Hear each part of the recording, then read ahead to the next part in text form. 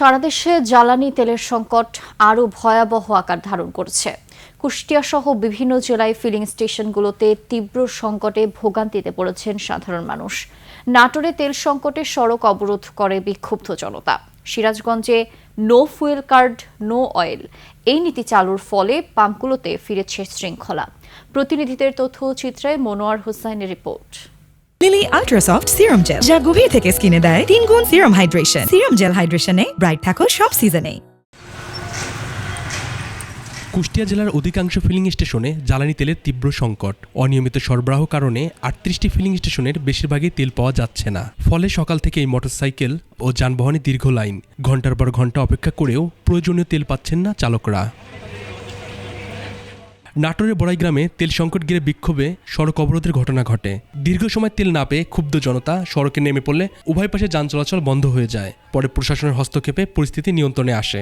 একটি filling station গোপনে প্রায় 2600 লিটার পেট্রোল বিক্রি করে। এই ঘটনায় ভ্রাম্যমাণ আদালত স্টেশনটিকে 50,000 টাকা জরিমানা করে। তাদের যে তেলের মজুদ ছিল প্রায় 3700 লিটার, সেটি তারা গত রাতে তার মধ্যে থেকে প্রায় 2600 লিটার তেল বিক্রি করেছে।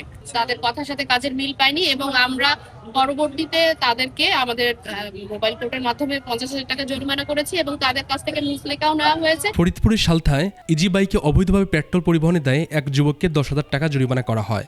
অভিযানে 193 লিটার পেট্রোল জব্দ করা হয়েছে। গাজীপুরে তেলের সংকট অব্যাহত রয়েছে। পাম্পগুলোতে দীর্ঘ লাইন, সীমিত সরবরাহ এবং রেশনিং পদ্ধতিতে বিক্রি করা হচ্ছে। খুলনা বিভাগ জুড়ে একই চিত্র। অনেক পাম্পে তেল নেই সাইনবোর্ড ঝুলছে। কোথাও সীমিত পরিমাণে পেট্রোল পাওয়া গেলেও অকটেন ও ডিজেলের তীব্র সংকট রয়েছে। তবে সিরাজগঞ্জে no fuel card no oil নীতি চালুর ফলে পাম্পগুলোতে কিছুটা শৃঙ্খলা ফিরছে। নির্ধারিত ফুয়েল কার্ডের মাধ্যমে সুশৃঙ্খলভাবে তেল সংগ্রহ করছেন চালকরা।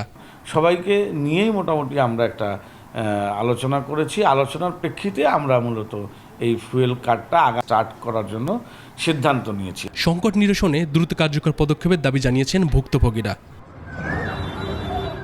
Monowar Hossain, desk report, 21 television.